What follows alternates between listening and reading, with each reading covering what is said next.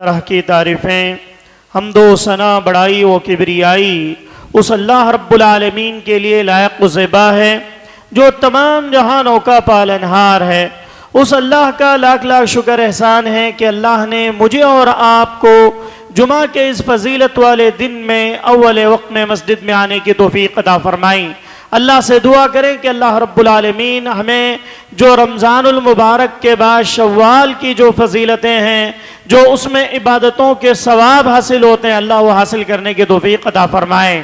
اس چھوٹی سی حمد و ثنا کے بعد درود و سلام کا نزول ہو جیو میرے اور آپ کے آخری نبی جناب محمد الرسول اللہ صلی اللہ علیہ وسلم پر، اس نبی اقدس مقدس پر جس نبی اکرم صلی اللہ علیہ وسلم نے اس امت کی فلاح و بہبود کے لیے چاہے وہ دنیاوی مسائل ہوں، چاہے وہ اخروی مسائل ہوں، چاہے ہندوستان کے پائے جانے والے مسائل جو قیامت تک آنے والے ہیں، ان تمام مسائل کا حل حدیث نبویہ اور قرآن کریم کے اندر بیان کر دیا۔ اس نبی پر درود و سلام کا نزول ہو جیو۔ اللہم صلی علی محمد وعلی آل محمد کما صلیت علی ابراہیم وعلی آل ابراہیم انکا حمید مجید۔ اللہم بارک علی محمد وعلی آل محمد کما بارکت علی ابراہیم وعلی آل ابراہیم انکا حمید مجید۔ محترم سامعین و سامعات، پردہ نشین ماں اور بہنوں اور نوجوان بھائیوں، چھوٹے بچوں، میں نے آپ حضرات کے سامنے تیسرے پارے کی ایک آیت کریمہ میں نے آپ کے سامنے پڑھی، جس کے اندر اللہ تبارک و تعالیٰ نے امت محمدیہ کو عزت اور ذلت کے تعلق سے بتلایا ہے۔ اور اپنی بات شروع کرنے سے پہلے مجھے آج جس موضوع پر آپ کے سامنے گفتگو کرنا ہے وہ یہ ہے کہ مسلمان اور 2024 کا الیکشن۔ کیونکہ ہم جس معاشرے کے اندر زندگی گزار رہے ہیں، یہ ایسا معاشرہ ہے کہ جس معاشرے میں جو دکھلایا جاتا ہے، جو سنایا جاتا ہے، اور دنیا جس چیز کو دکھلاتی ہے، غیر کی چیزوں کو دیکھ کر ہم اپنی زندگی گزارتے ہوئے نظر آتے ہیں۔ اور انسان علم حاصل کرنا نہیں چاہتا، انسان کو کسی چیز سے کچھ مطلب ہی نظر نہیں آتا، جس کی وجہ سے کئی مسلمان ایسے ہیں جو اپنے حق تک کو پہچان نہیں پاتے کہ وہ میرا حق کون سا ہے۔ یہ شروع زمانے سے لے کر آخر تک بھی یہی حالات ہیں کہ کوئی ایک شخص اپنا حق اگر مان لے، اسی لیے کہتے ہیں اگر کسی سے کسی کو کوئی حق ملتا ہو، اگر وہ اس سے مانگ لے تو اس کی اصلیت سامنے آ جائے گی۔ آپ کی کسی پر حق بنتا ہے، کسی کے پاس پیسے لینے، روپیے لینے، اگر اس سے آپ اپنا حق مانگ لیں تو اللہ کی قسم ہے آگے والے کا رویہ چینج ہو جاتا ہے۔ حق دینے میں انسان کی جان چلی جاتی ہے۔ اور کئی حقوق تو ایسے ہوتے ہیں کہ مسلمان پہچانتے ہی نہیں، جانتے ہی نہیں کہ ہندوستان کے آئین میں کون کون سے حقوق ہیں جو مجھے اور آپ کو حاصل کرنا چاہیے، مجھے اور آپ کو اس کا علم ہونا چاہیے۔ کیوں؟ آئیے، جیسے کہ میں نے موضوع میں کہا کہ مسلمان اور 2024 کا الیکشن، یہ الیکشن ایک انسان کی زندگی، ایک مسلمان کی زندگی کے لیے بہت اہمیت کا حامل ہے۔ کیونکہ ہم نے جو 10 سالہ یا اس سے پہلے کے کئی سال جو ہم نے دیکھے، ان ایام میں مسلمانوں کے حالات بد سے بدتر ہوتے چلے جا رہے ہیں، اور مسلمان خود پریشان ہوتا ہوا نظر آتا ہے، اور وہ خود اپنے حق کو پہچانتا نہیں، بعد میں پھر شکایتیں کرتے ہوئے نظر آتا ہے کہ نہیں فلاں ایسا نہیں، ایسا ہونا چاہیے تھا، فلاں جو حق بنا، جو قانون بنا، ایسا نہیں، ایسا بننا چاہیے تھا۔ حالانکہ اس ہندوستان کے آئین نے مجھے اور آپ کو یہ حق دیا تھا کہ ہم اور آپ ووٹ ڈالیں۔ ووٹ اپنے آپ میں ایک واجبی حق ہے، کیونکہ ہر مسلمان، جو بھارتی مسلمان، جو ہندوستانی مسلمان ہے، اس کا ایک واجبی حق بنتا ہے، شرعی اعتبار سے بھی اور دینی اعتبار سے بھی۔ کیونکہ آج جمعہ کے اندر مجھے اس ٹاپک پہ اس لیے بات کرنا پڑا کیونکہ تعلیم بھی قرآن دیتا ہے، تدبر کی تعلیم قرآن دیتا ہے کہ ہر مسلمان کو تدبیر کرتے ہوئے زندگی گزارنی چاہیے۔ سیاست اسلام سے الگ نہیں ہے، اسی لیے کئی علماء نے کتابیں لکھی اسلام اور سیاست کے نام پر۔ اسلام میں سیاست کا کیا معنی ہے؟ اسلام سیاست سے جڑ کر ہے یا الگ ہے؟ آج دیکھیں پوری ہندوستان کے اندر ہمارے ایم پی سیٹیں کتنی ہیں، سی ایم کی سیٹیں کتنی ہمارے مسلمانوں کی، پارلیمنٹ میں ہمارے مسلمان خال خال نظر آتے ہیں، دور دور تک مسلمانوں کی سیٹیں نظر نہیں آتی، اور مسلمان اپنے آپ کو اپنا حق لینے کے لیے آگے بڑھنے کے لیے تیار نہیں، اپنا حق دینے کے لیے بھی تیار نہیں اور لینے کے لیے بھی تیار نہیں۔ افسوس کی بات ہے، کیونکہ آئین میں بات لکھی ہوئی ہے۔ جب 1947 کے اندر جب آئین بنائے گئے، ہندوستان کے قوانین جب بنائے گئے، تو یہ بات رکھی گئی کہ ہندوستان یہ جمہوری ملک ہے۔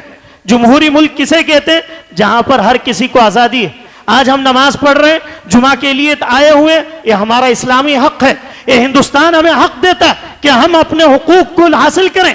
ہمیں اسلام بھی اجازت دیتا ہے اور اس ہندوستانی آئین بھی اجازت دیتا ہے۔ تو اسی وقت یہ قانون بنایا گیا کہ جہاں کہیں بھی جمہوری ملک ہیں، ان ملکوں کا جو اصول ہے کہ وہاں پر ووٹنگ کی جائے گی۔ جمہوری ملک کے اندر ووٹنگ کی جائے گی، اور ووٹ ڈالنا ہر ہندوستانی فرد کا، ہر ہندوستانی ویکتی کا، انسان کا واجبی حق ہے۔ شریعت بھی یہی کہتی ہے کہ جب تمہارا حق بنتا ہے تو اس حق کو آپ استعمال کرنا چاہیے۔ ایسا نہ ہو کہ اپنے حقوق کو ضائع کر دیں، بغیر ووٹ ڈالے کے گھر میں بیٹھ گئے یا چھٹی منانے کے لیے چلے گئے، یا انسان یہ سوچے کہ نہیں میں ایک نہیں ڈالوں گا تو کیا ہوگا، اس لیے اس نے ووٹ ہی نہیں ڈالا۔ اللہ کی قسم ہے قیامت کے دن ایسے لوگ پکڑے جائیں۔ کیوں؟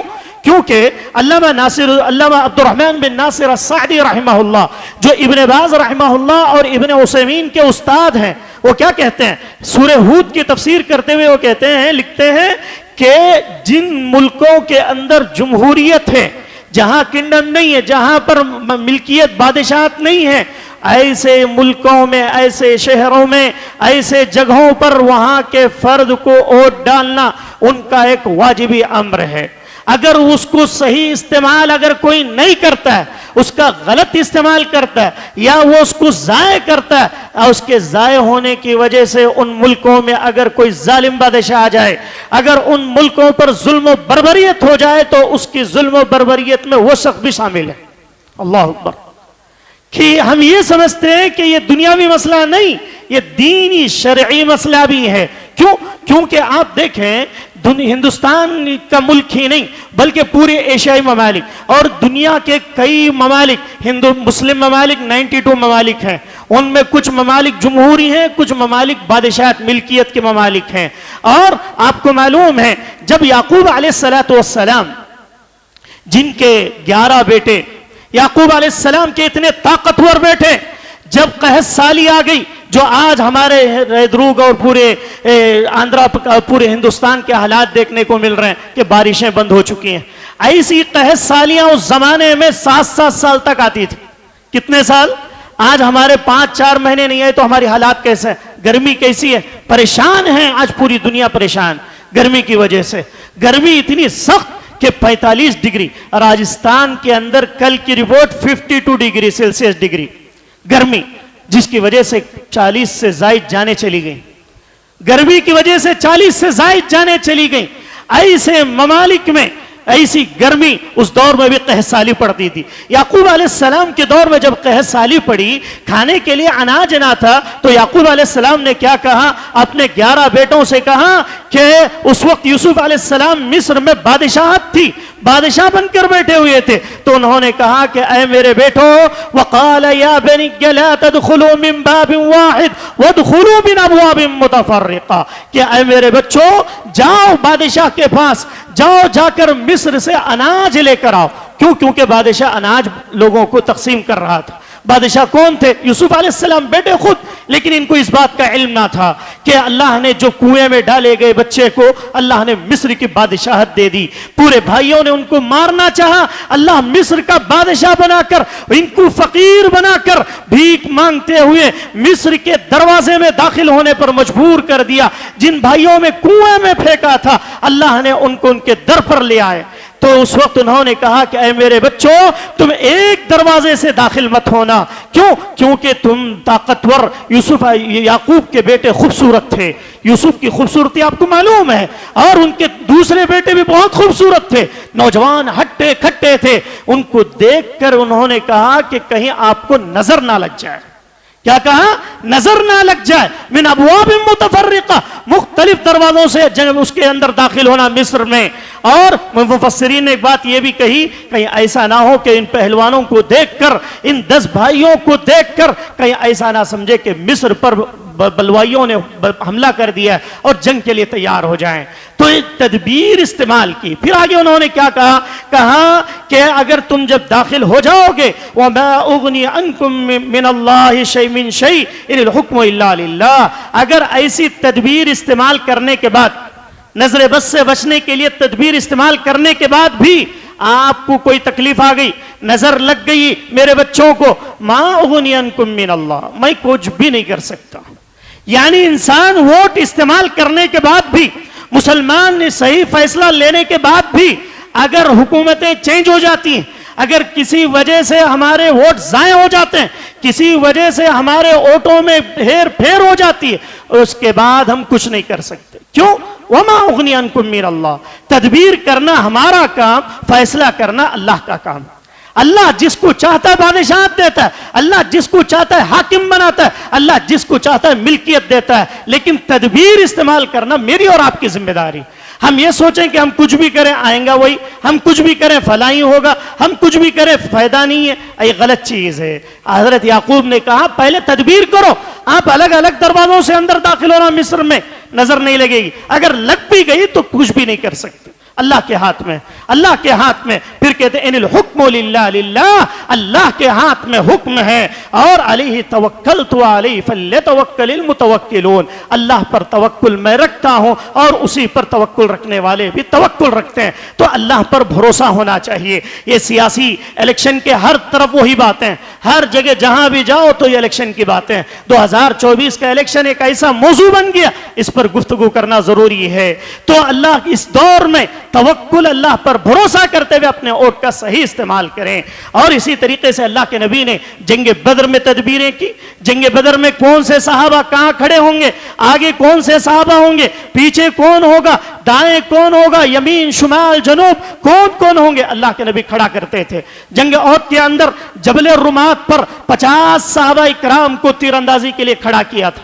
کہاں کہ اگر کوے ہمارے نوچ کر ہمارے گوشوں کو نکال دیں، ہمیں ٹوپ کاٹ دیا جائے، پھر بھی تمہیں اس جگہ سے نہیں نکلنا. صحابہ نے کیا کیا؟ صحابہ نے اللہ کے نبی کی مخالفت کر دی اور نیچے اتر آئے تو جیتی ہوئی جنگ ہارنے کے قریب ہو گئی. تدبیر اللہ کے نبی صلی اللہ علیہ وسلم استعمال کرتے تھے. تو مجھے اور آپ کو بھی صحیح تدبیر استعمال کرنا چاہیے. مجھے اور آپ کو بھی اپنے ووٹ کا صحیح استعمال کرنا چاہیے کہ ایسے لوگوں کو ووٹ دیا جائے جو دیانتدار ہوں. ایسے نہ ہو کہ فسادات کرنے والے، ایسے نہ ہو کہ ہم مسلمانوں کے لیے ان کے حقوق کو پامال کرنے والے، مسلم پرسنل لا کے حقوق کو چھیننے والے، یا مسلم پرسنل لا کے حقوق میں مداخلت کرنے والے، کہ جس کی وجہ سے پوری دنیا جو مختلف پورے ہندوستان کے مسلمان پریشان ہو جائیں اور پھر اپنے حقوق کے بارے میں علم نہ ہونے کی وجہ سے وہ اپنے ووٹ کو ضائع کر کے بعد میں پریشان ہو کہ ہمارے ساتھ یہ کیا ہو رہا ہے، ہم پر ظلم ہو رہا ہے یا ہم پر فلاں ہو رہا ہے، پھر یہ ہماری غلطی شمار ہوگی. کیونکہ ووٹ اپنے آپ میں ایک بہت اہمیت کا حامل رکھتا ہے. ایک ووٹ کی اہمیت اگر تاریخ پڑھیں، جب میں اس کی تیاری کر رہا تھا کہ اس کی تاریخ میں ایک ووٹ سے کئی حکومتیں چینج ہو جاتی ہیں، کئی پارٹیاں جو حکومتیں اپنے گنوا بیٹھتی ہیں ایک ووٹ کی وجہ سے. آئیے دیکھتے ہیں کہ انسان یہ نہ سمجھے کہ اس کا ایک ووٹ کیا کرے گا، کہ بھئی میں ایک ووٹ نہیں ڈالوں گا تو کیا ہوگا، یا میں فلاں ہمارے خاندان والے فلاں سے شروع سے وہی ڈال رہے ہیں آج بھی وہی ڈالوں گا.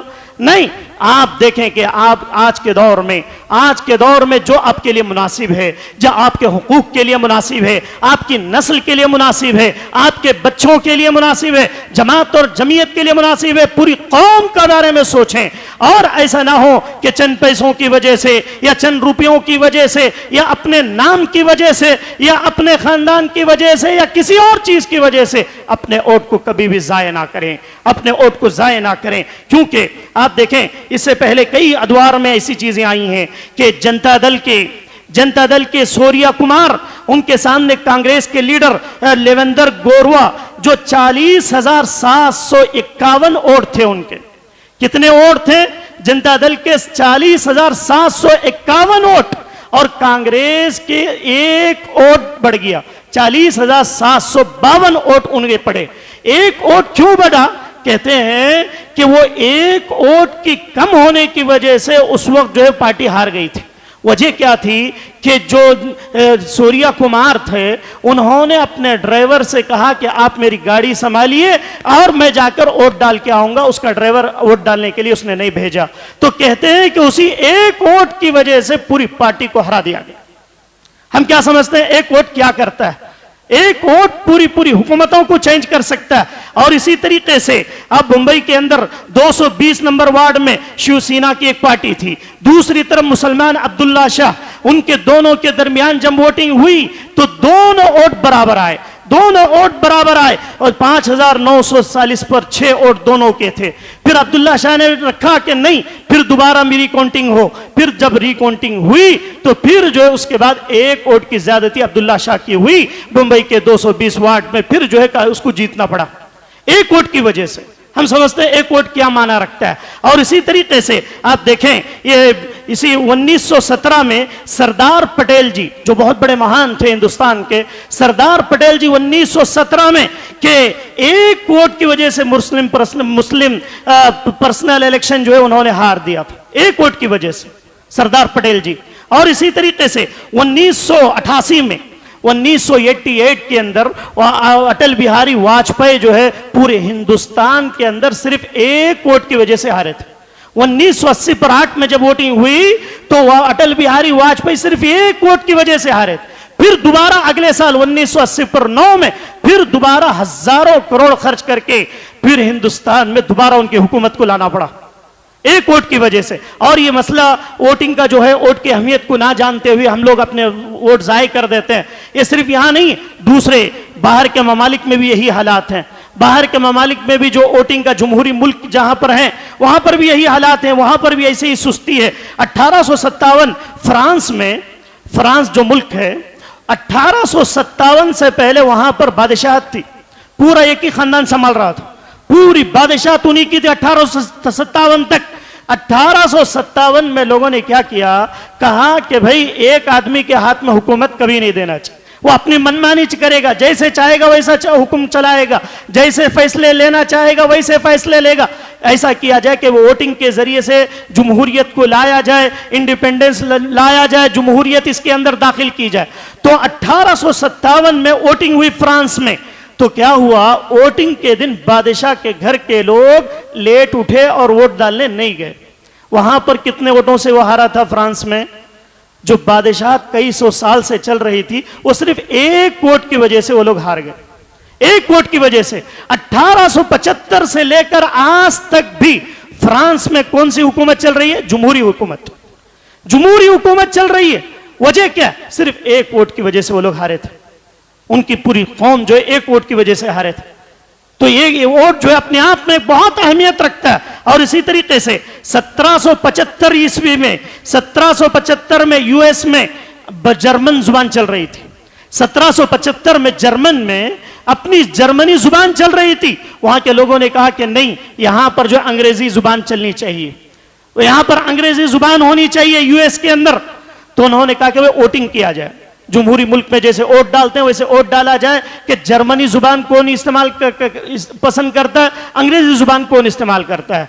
तो उस जर्मन के फ्रांस यूएस के अंदर वोटिंग हुई, उसमें एक वोट की वजह से अपनी जुबान जर्मनी जुबान को निकाल कर अंग्रेजी जुबान को दाखिल करना पड़ा यूएस में।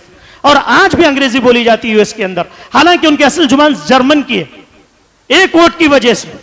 और इसी तरीके से आप देखें अमेरिका के अंदर 3 सदर बने, उन 3 सदरों के अंदर भी उनकी कामयाबी का राज जो है सिर्फ एक वोट था, एक वोट की वजह से वो लोग अपनी हुकूमत को उन्होंने संभाला था। और डब्ल्यू बुश और इसी तरीके से जेएफ कैंडले, ये जो दो जो अभी करीब के जो बने थे अमेरिका के, जो पूरी दुनिया पर तबाही मचाई उन लोगों ने, उनके वोटिंग में भी सिर्फ एक वोट का जायज थी, एक वोट की वजह से डब्ल्यू बुश जीता था।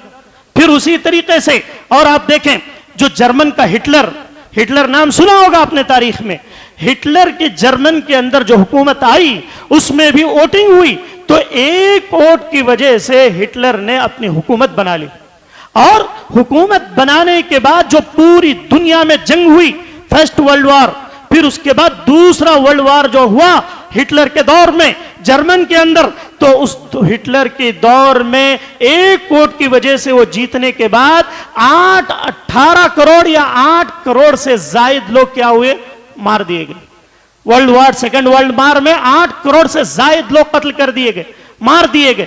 تو یہ شخص جو ہے اسی ایک ووٹ کی وجہ سے آیا ہوا تھا۔ تو یہ ووٹ جو اپنے آپ میں بہت زیادہ اہمیت کا حامل رکھتا ہے، اپنے اندر ایک مقام رکھتا ہے۔ تو اور تیسری چیز، ایک اور چیز بتلانا ضروری ہے کہ مسلمان آپس میں اتحاد کے ساتھ رہیں، آپسی اتحاد و پیار و محبت کے ساتھ، اور اس اتحاد کے ساتھ ہی اس الیکشن کے اندر کامیابی حاصل کر سکتے ہیں۔ اگر اتحاد نہیں رہا، جیسے کہ اللہ نے قرآن مجید کے اندر فرمایا یا ایھا الذین آمنوا اذا لقیتم فئۃ فاثبتوا واذکروا اللہ کثیرا لعلکم تفلحون واطیعوا اللہ ورسولہ ولا تنازعوا فتفشلوا وتذهب ريحكم واصبروا ان اللہ مع الصابرین۔ سورۃ آل عمران آیت نمبر 103۔ اللہ نے اس آیت کریمہ کے اندر ارشاد فرمایا کہ لوگو سنو، اے وہ لوگو جو ایمان لائے ہو، اذا لقیتم فیہ، جب تم ملاقات کرو کسی ایسی جماعت سے، فاثبتوا، ثابت قدمی کے ساتھ رہو۔ جب کسی سے جنگ کرو، مقابلہ کرو، الیکشن کرو، فلاں کرو، فلاں کرو، متحد ہو جاؤ، اتحاد، فاثبتوا، ثابت قدم رہو، واذکروا اللہ ذکرا کثیرا، اللہ کا ذکر زیادہ کرتے رہو، اللہ کو یاد کرتے رہو۔ پھر کہتے ہیں لعلکم تفلحون، شاید کہ تم کامیاب ہو جاؤ، شاید کہ تمہاری عزتیں باقی بچ جائیں، شاید کہ تمہاری جائیدادیں باقی بچ جائیں، تمہاری حکومتیں باقی بچ جائیں۔ وَأَطِيعُوا اللَّهَ وَرَسُولَهُ، اللہ اور اس کے رسول کی اطاعت کرو، اللہ اور اس کے رسول کی فرمانبرداری کرو۔ وَلَا تَنَازَعُوا، آپس میں اختلاف نہ کرو، آپس میں جھگڑے نہ کرو، اور آپس میں اختلاف کرو گے فَتَفْشَلُوا وَتَذْهَبَ رِيحُكُمْ، اللہ تعالیٰ تمہارے اندر ڈگمگی پیدا کر دے گا۔ چند لوگ فلاں پارٹی میں چلے جائیں گے، چند لوگ فلاں چلے جائیں گے، چلا فلاں چلے جائیں گے۔ جب مصیبت آئے گی تو سب لپیٹ میں آ جائیں گے، جب پریشانی آئے گی تو سب لپیٹ میں آ جائیں گے۔ پھر آگے اللہ کہتا ہے کہ وَاصْبِرُوا، صبر کرو، صبر کرو، اور انسان کو ہمیشہ صبر کا دامن تھامے رکھنا چاہیے۔